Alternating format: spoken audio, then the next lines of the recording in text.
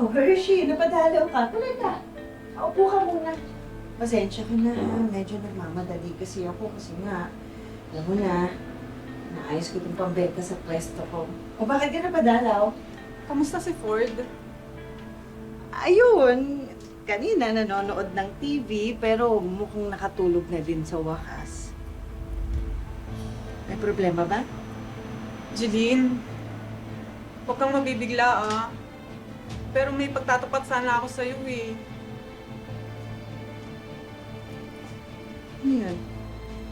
May alam ka ba sa nangyari kay Ford? Naku, konsensya na kasi ako eh. Hindi ko na kinakaya yung kabaliwan ni Laura.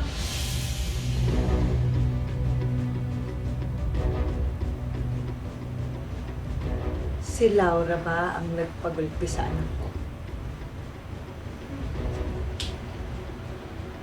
Nasaan siya ngayon? Nandun siya sa coffee shop na pinagtatrabahuhan ni Ford. Meron siyang inimit na potential business partner.